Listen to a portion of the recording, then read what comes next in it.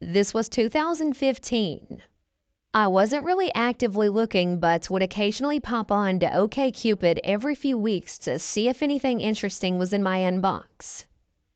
Being a female, I had a very active inbox. I noticed an email from an interesting, fairly local guy. The email was alright, asking about polyamory, which I don't mind talking about if the person asking is sincerely interested and respectful. We got to chatting. I had zero romantic or sexual interest, but thought this could be a friendship. After a few months of chatting, he found me on the Book of Faces, asked if it was okay to send a request, and I agreed. We'd been chatting, getting along well, and he seemed like a nice person. A little weird, but that's okay, because I'm a little weird myself. No big deal. We continued to chat here and there for about 2 years. We send birthday greetings, just casual friendship. He's asked me several times to meet, to hang out, etc. I've definitely considered it, but at the time I was running my own business and was working upwards of 70 hours a week, plus maintaining my own home, raising my younger child, and trying to balance 2 partners and an extremely needy, demanding workaholic client who had no boundaries. So the meetup never occurred, but we kept in touch online. Late last year, a news story broke out about a man and his girlfriend raping and murdering her young teenage daughter. I never connected the name until a friend contacted me and said, "Oh, I see you're friends with blank. Did you see the news?" The news stories all use his full legal name, not his nickname, which is why I never connected the two. It was him. My then online friend of 2 years had beaten, raped, strangled, and then dismembered his girlfriend's teen daughter with the girlfriend's help. He's made several statements since then, stating that he's always had this rape/murder fantasy, and that this child was very sexual and that it wasn't fun murdering her, as he apparently thought it would be. It still sends chills down my spine. I dodged a bullet big time. Be safe out there. You never know who is on the other side of that keyboard or phone call. Okay, so first off, this happened a few months ago. I had just moved into an apartment complex and only had a bed, a TV, a rocking chair, and an Xbox One. I work in a town that is about an hour away, and they didn't have anything available that I could move into. So this big city, that was the next closest place that was also in my price range. The first few weeks play out the same. I get up, shower, go to work for 10 hours, come home, eat, watch a little Netflix, go to sleep, repeat. On my days off, I travel 3 hours away to see my wife and kids. Now, we aren't divorced or separated. I had to relocate from the town we lived in to start my career as an asset protection manager. One night as I was going through my evening routine, someone knocks on my door. It's a woman, maybe 5'7", brown hair, skinny. She looked like she was methed out of her skull. Her eyes were barely even open. She asked to talk to someone named Jareth. I told her no one by that name lived here. She said he did. She said she was here last Thursday and he was here. She wanted to buy drugs from him, and this was the address she was given. I once again told her that no one named Jareth lived here, and then shut the door on her. She started banging on the door, crying on how she needed her fix. I told her to screw off. After a few moments, I heard someone yell at her to shut up or they were calling the cops. The banging stopped and I never saw her again. I sat back down to continue watching the movie that I had on Netflix. I started thinking about what the woman had said. She couldn't have been here last Thursday. I was off work last Thursday and Friday with my wife and children. I started to look around more closely. Nothing seemed out of place. I checked all the windows. Nothing was cracked or broken. All the security bars were locked in their places. There were no upper attic spaces nor crawl spaces. Nothing. I felt a little more secure and went about my night as usual. My next days off, I made sure everything was locked and nothing was out of place. I went to see my wife as usual. I told her about what had happened and she suggested I take the pellet gun. Now I know, what is a pellet gun going to do? Well, in her thinking, it looked like a real gun. In the dark, no one can really tell the difference. Same for at a distance. Plus, it had a CO2 cartridge in it and 10 pellets. So I took it. When I got back, I looked around. Nothing was out of place. Nothing was missing. I put my stuff up as usual and turned on my Xbox. This is where I noticed something was off. When it powers on, it takes you to the home screen. On this screen, you can see the last thing you were on plus the previous things you've done. When I left it, the last thing that should have been on there was the Netflix app. But it wasn't. Instead, it was Battlefield 1. The one before that was Mortal Kombat X. Someone had been using my Xbox. I once again did a thorough search of the apartments and I found nothing. It was a couple of days after that the guy across from me approached me while I was getting out of my vehicle. He said that a lot of people were coming by the apartment on certain nights and were making a lot of noise and that it keeps his daughter up, and if I could keep it down or just stop doing whatever it was that I was doing on those nights. I was completely confused as to what the heck he was talking about. I must have shown it because his facial expression changed. He asked me if I was the one who was having people over at odd hours of the night. I told him no, and then I proceeded to tell him the things that were happening. I told him I'm 200 miles away on my days off. We both came to the conclusion that someone was getting into my apartment when I wasn't there. I made the decision not to go see my family one week to see if the person using my apartment would show up. Of course, no one came that week or the week after. It dawned on me at work one day during a conversation about how shoplifters would try to see what vehicle you drove to know if you were there, and that's when it hit me. Whoever was using my apartment knew what I drove. With that in mind, I waited till my next days off to set up my trap. On the said day, I parked my vehicle 3 complexes down and walked back. I unscrewed all my light bulbs and waited in the corner in the living room. I had let my neighbor know what I was doing just in case any trouble might occur. I put my phone to its lowest brightness and had my camera ready, flash and all. I waited for 6 hours, which felt like forever, before it happened. I heard the front door knob jiggle. I got up, phone in one hand and pellet gun in the other. The door opened and someone entered, shutting it behind them. Then I heard a click, and then another. They were trying to switch on the lights. I then saw a light from the doorway. They had their phone out and they were making their way into the room I was in. As soon as they entered the doorway, I snapped a picture. The brightness of the flash caught him completely off guard. He was momentarily stunned, cursing at me, trying to make his way back to the front door. I yelled at him to get out of my apartment and never return. He had reached into his pocket, dropping something as he pulled out a small pocket knife. I immediately raised the pellet gun and cocked a hammer. That stopped him completely. He dropped the knife, opened the door, and ran out. My neighbor, who had heard me yelling, was waiting outside of his place when the man ran out. He saw me run out of my apartment, gun and all, and asked if I had shot him. I told him no and that it was just a pellet gun, but the man didn't know. I went back to the door and retrieved the pocket knife and what he dropped. It was a key to my door. Don't know how he got it, but he had it. I showed the picture to my neighbor. He thought he recognized him, but wasn't sure. I stayed up late that night calling my wife and tell her what had happened.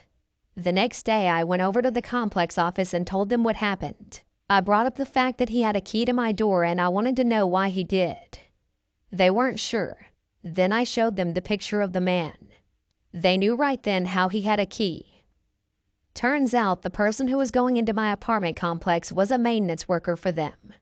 He had been one of the ones renovating my apartment before I moved in. They're given keys and he must have made a copy of one. Then for nights at a time he would use it to do whatever it was he wanted.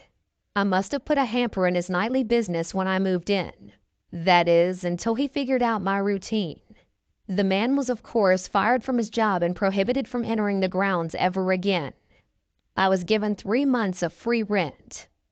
I never pressed charges and decided to just let it go. I now have a real gun now just in case. My neighbor and I struck up a friendship and now we watch each other's places whenever we're out of town. Hopefully this never happens again to anyone else. And yes, I had the locks changed in case you were wondering.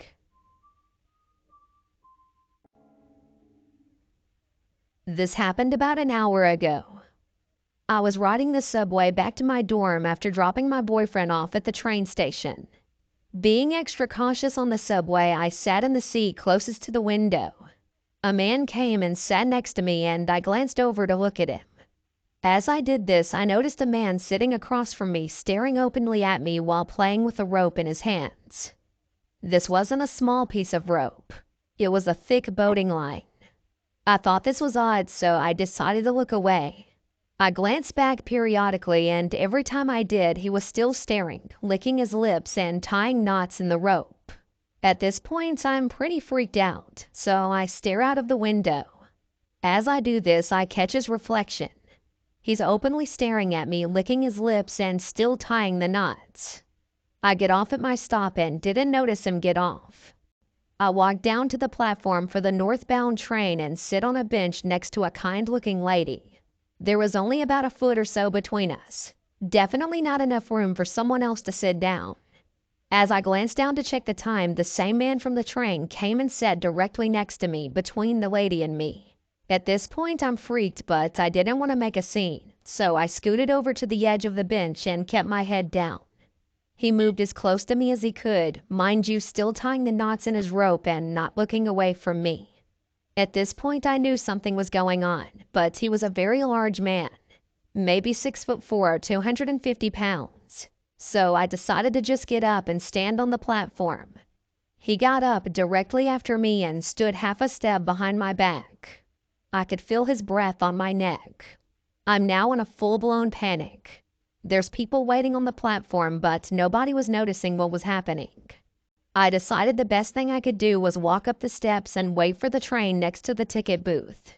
He didn't follow me, so I was relieved. When the train came, I walked down the steps and sat between two ladies. He sat directly across from me. He still had the rope in his hands, tying knots. The end of the rope was in his hands while the rest of it was stuffed in his pocket. The train leaves the station and he's back staring at me openly. He looked hungry, and not in the way that he wanted a meal. I have no words to describe the look in his eyes other than terrifying. I've never seen that look before in my life.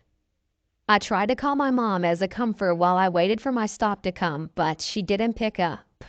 I kept my head down, occasionally glancing up to see him unchanged with that same creepy look, just tying and untying the rope. At this point, I'm thinking about escape plans. I knew I shouldn't get off at my stop so he wouldn't know where I live. When I get to the stop before mine, I waited till the very last second to get off the train. The doors won't stop, even if you try to get them to open. Right when I hear them start to close, I jump up and sprint to the doors. I get off right as they close. I looked back and saw him trying to run off as well. I could see him pressed against the doors, looking me in the eyes. I have never, ever been more scared in my life. He was significantly bigger than me, and the look in his eyes was unmistakably predatory. I got up onto the street and I asked another girl walking if she could walk with me to my dorm because I was so terrified. I keep thinking about the what-ifs. What if I had just gotten off with everyone else? What if he would have followed me? Why did he have the rope? Was he going to kill me? I'm just glad I got off in time, because I know with certainty that he wanted to hurt me. I have never seen that look in someone's eyes before, and I hope I never do again. If I hadn't been careful, I know he would have tried to hurt me, or maybe worse. I just really worry that he might do this again. Be safe out there and watch your surroundings. You never know what someone will do.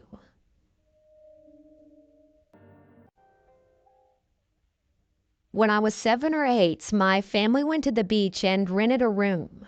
We had the kind of rooms where you rent out both and they connect through a door. Like there's the doors to leave the room and the doors to the other room. In the room connected to ours, there was this army family. Military dad, some kids, and a wife.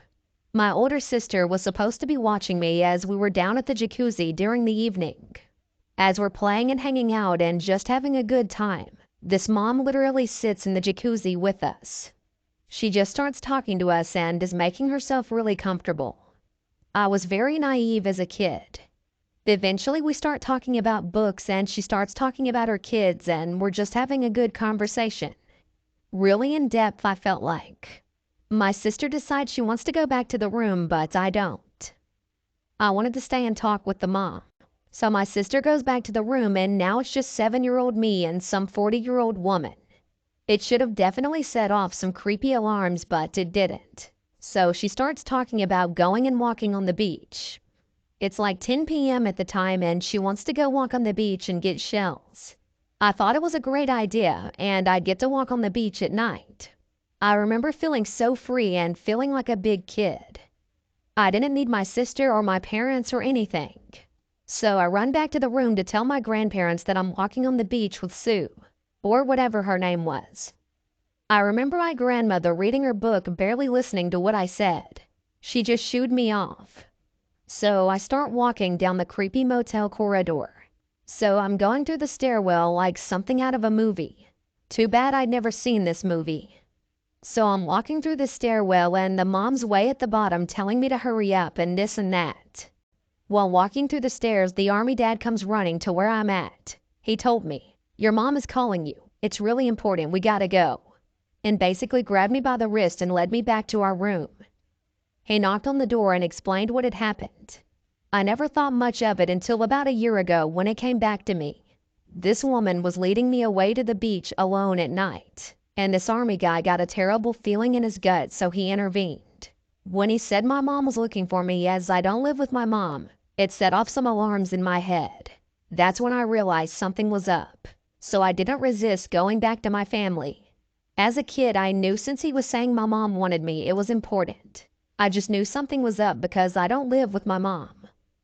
I'm now 20 years old, and I truly believe that mom was trying to lure me away to do God knows what. And this unknown army dude had a bad feeling and saved my life. Thinking back on it, I get such a bad feeling all throughout my body. I know now that I wouldn't have made it back from that beach trip.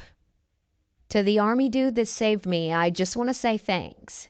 Your gut feeling and having a watchful eye saved something terrible from happening. That woman was creepy, and I'm glad I ended up okay. So I've been living in Paris for the past 8 months and have felt relatively comfortable with my surroundings. I was coming home from a club on the first train that goes to my town. This is around 5:30 a.m. Note, I was quite drunk and tired and just wanting to sleep, and I was wearing clothes for going out. There was this guy on the platform who tried to talk to me. I walk over, trying to reach the next train car over, but failed. There were 2 open seats left, so I sit in one of them. He decides to sit in the one across from me. So he starts telling me, "I really want to marry you. I don't even want to bang you or anything. I just want to be your one and only. Please, will you do the pleasure in becoming my wife?" And as he's saying all of this, he is caressing my thigh. I am genuinely uncomfortable and try to sink down in my chair. I'm just like, "No, I'm not interested. I have a boyfriend," which is the truth. So then he says, "If you had a boyfriend, he would be here with you, taking you home." My boyfriend lives 5 hours away, close to the border between France and Germany and Switzerland, so he couldn't be there. I explained that to him, and he says he's not a good boyfriend to leave me here all alone. He then says he's a nice guy and he has money and that he wants to take care of me. I again told him I'm not interested.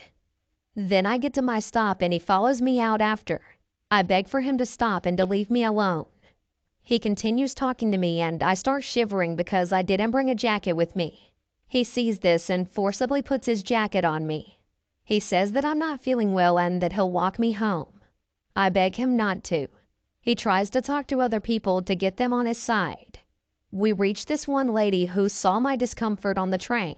We explained both of our sides to her for about 2 hours, I kid you not. She finally says since you're not her boyfriend, you can't walk her home. I'll do it. I was so thankful to her. We left and she had to take her bus to work. I thought that I was finally safe now away from this weirdo, but sadly I wasn't. So I start walking to my apartment. I live about 10 minutes away from the station. I was about halfway there when I hear a whistle. I turn back and lo and behold, it's the creep. He runs up to me and continues to say the same things and beg for my number. He does this all the while he's caressing my face. I slap his hand and tell him if he doesn't stop, I'm gonna hurt him. He continues to harass me, so I threaten to call the police. Only then does he scamper off. I came home at around 8:30 to 9 and cried my eyes out. I'm glad nothing bad happened to me, but I really wish that creep would have left me alone. To give it some context, I was not wearing a very daring or revealing outfit. I had on a high-waist skirt and a crop top, but there was maybe 1 to 2 inches of my skin showing maximum. It really was a normal outfit. I was sitting at the train station. The train was late as usual. Next to me on the bench, I see an old man reading a book that's handwritten in Russian. I actually thought it was kind of cute. Didn't think much of it after that. We finally board the train and the old man ends up sitting across from me. There was no one else in our little booth of 4 benches. The first 30 minutes or so go by without incident. He's reading his handwritten book and I'm also reading a book and just playing on my phone. As we travel, the weather starts to get a bit rainy. After a while, the old man looks up and out the window. He looks at me and starts screaming and pointing out the window. At this point, I notice he seems to be missing part of his face around his eye, but I figured he was so old, so you don't stay in perfect shape. I am trying to understand what is happening. He's mostly screaming and not making much sense. I finally understand that he thinks I'm the one who brought on the bad weather.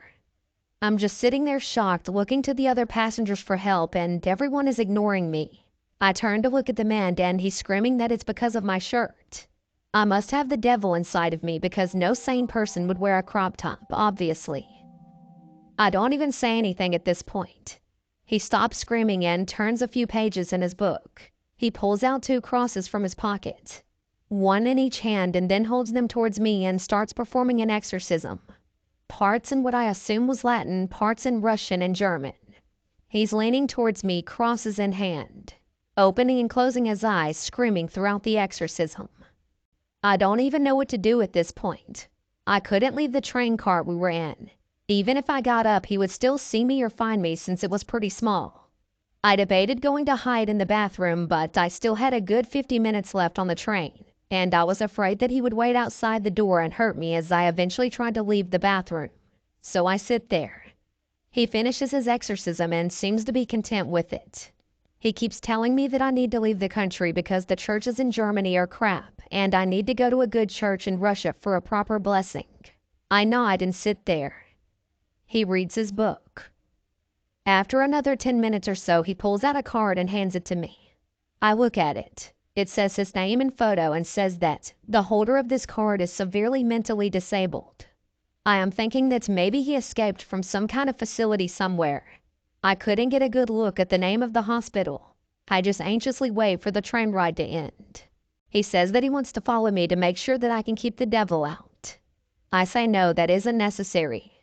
He says that he will find me and that Frankfurt isn't a big city, and that he can still sense the devil in me, so he's afraid his exorcism didn't work properly. The train is pulling up to the station. He says that I should wait for him, and I say no, to which he says that it doesn't matter because he is drawn to the evil inside of me. I get up, and as soon as the doors open, I run. I ran and ran and ran. At this point, I don't even know what my destination is. I just know that it needs to be as far away as possible from this man. Eventually, I go into a big shopping mall and I call my friend that I was meeting who comes to join me. I never saw that creepy old man who performed the exorcism ever again. Thank God.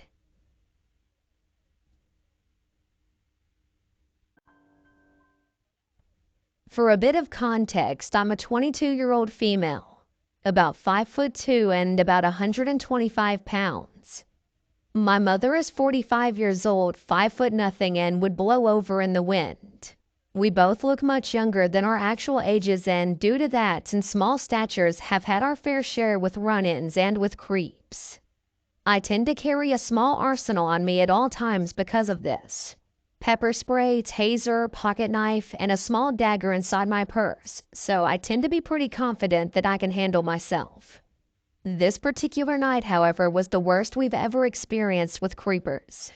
My mother and I were grocery shopping at our usual Walmart. It was later on in the day, around 7 p.m. Something we try to avoid because, as I said before, our fair share of run-ins with the creepers. We just pulled into the parking lot and began our trek inside, and I spotted 5 young men, older than myself but still young, standing outside the store laughing and smoking near the front door. I pay it no mind when they glance at me and my mom and we walk inside to the carts. The men all head inside now, and again I shrug it off but keep a mental note of their faces. I tend to be on the paranoid side. We head inside, moving straight for the grocery section. And as we shop, I keep noticing 2 or 3 of the 5 men are in each aisle we go to. Alarm bells start to go off, but I push the paranoia aside and just keep my head high as we walk. Most of the time, confidence puts the creepers off. I make sure to go down a few random aisles just to test it out, and sure enough, at least one of them is always there. Well, my mom starts to notice as well the more aisles we go down, and her hand squeezes mine in warning as she shoots one of the men a death glare when we stop in the cereal aisle. She tended to still be a mama bear despite that I'm a grown woman. The guy, who's now moved about 2 feet from our cart, just glances over and smirks at her. He's tall and lanky with short dark hair partly hidden under a ball cap and a pointed rat-like face. My mom just narrows her eyes, unnerved at his response to her look, and shoots me an unsure glance. I shrugged, shooting a look his way before moving around him to grab a box off the shelf a little ways away. The hair on the back of my neck suddenly prickles, and as I turn around quickly, I jump when I see another one of the guys. This one is blonde with shaggy oily hair hanging to his chin with a gray reflective hoodie. He's staring up at the boxes, but a smirk is on his face as he directly stands in my path. My stomach flips and I grip my teeth as I snap. "Excuse me." I try to go around him, but he just moves in my path. A glare is shot at him now, not finding his antics funny, and my mom, seeming to notice, comes to my rescue by pushing the cart directly between us and asking if I'm ready. I nod and he takes the hint to move now, smiling with yellow teeth as he nods to us. My mom only glares, grabbing my arm and hustling us to another aisle. Again and again we run into these guys, and once we finish shopping, I'm afraid they might try to follow us outside. So we begin roaming all over the store, taking different routes and aisles. After a while, we seem to lose them and we both relax, figuring they gave up. We head to check out. Our Walmart having a self-checkout line made for grocery trips, so we start checking ourselves out. Halfway through unloading our items, I get that hair-standing feeling again. I turn only to notice in the lane right next to us is, you guessed it, the same 5 guys. My stomach drops. Eyes moving to my mom's, who stares at them with wide eyes and a furrowed brow. Trying to shake it off, we take our sweet time ringing things up. We figured, seeing as that the guys had no more than 10 items between them and we had a full cart, they would have to move on faster. It seems no one else had decided to check out in our lane, so they decided to go as slow as they'd like, and boy did they. For the next 15 minutes, they just sat there watching us as we rang up our groceries, and every now and then ringing things up. My mom grabs my arm and we share a look. I shake my head, starting to get freaked out, as mom, starting to panic, grabs her phone and calls my dad. In her state of panic, however, she turns and wanders a few feet away. Not her best moment, she admits. And when I turn to ring up the last few things, ball cap guy is standing right there. We stare at each other, him grinning with gross stained and messed up teeth. I only glare, dropping the chicken in the bag before reaching for the last item and ringing it up, still glaring at him in a stare down. Mom, now off the phone, hurries back over, only to see ball cap guy standing there while the other 4 sit on the benches located 3 feet away watching us. Ball cap guy simply takes an empty Gatorade bottle that he'd been holding and chucks it into the trash can by the register without breaking eye contact before he turns to go and sit with his friends. Keep in mind they had a trash can right by the register as well, completely empty, while ours was almost full. Mom and I, not knowing what to do, start fiddling around, hoping they'd get impatient and leave. Nope. As we pay and get our receipt, they're still there, so my mom grabs my arm and steers me toward customer service, telling me that my dad told my mom to get security to walk us out. The guys move and we walk out once we head over, and I feel relieved that they finally left. The ladies at customer service were amazing and very understanding, and they stood with us the whole time while security, a big man with a calm and confident persona, came over to take their descriptions and went over to the front doors on both entrances to make sure they weren't still around. When he got back, he told us when he went out one of the entrances, he found 5 men matching their descriptions hanging around the front of the building out of sight, unless you walk out of the door and turn around. He said that the minute that they saw him, they took off. He also promised to walk us to our car and let the officer outside to know what was going on. We thanked him and the ladies, and we thankfully made it to our car with no problems and haven't seen those men again. If you were around and can remember, roll your mind's eye back to the weeks immediately following September 11th, 2001. Everything was America, particularly in the South, and definitely in North Carolina where I lived. There's a large number of military installations there, including a very large army base about an hour from my hometown. Nearly every car had at minimum an American flag bumper sticker, and a frightening majority of people thought anyone who had skin darker than a potato chip was a terrorist. Everyone was super vigilant, and many people took this as an excuse to become overly interested in the lives of their neighbors, sometimes out of concern for their neighbors' safety, and sometimes out of concern for their own. I was 8 years old, and I was pretty sure my elementary school wasn't going to be the target of any massive terrorist attacks. So my brother and I continued to walk to school each day. This was never a problem. We walked to school every day that didn't have totally awful weather for almost all of my grade school existence. My neighborhood even had weekly paved trails, including one that led directly to my elementary school that we always took. I can't remember if it was recent rain flooding the creek beside the trail or just the climate in general making the bugs come out in full force. But that week, my brother and I had decided to take a different route and walk along the road. This plan went off without a hitch until we were walking home one day and a big black SUV with tinted windows and giant American flags blocking the view of the back windshield and back seat slowed down to a crawl and then abruptly stopped in front of us and rolled down the window. The woman inside was blonde, maybe middle-aged, and wearing large sunglasses that obscured much of her face. "It's not safe for you to walk out here," she called out to us. My brother responded with something to the effect of, "It's fine, we always walk home. We don't live far." That was a mistake.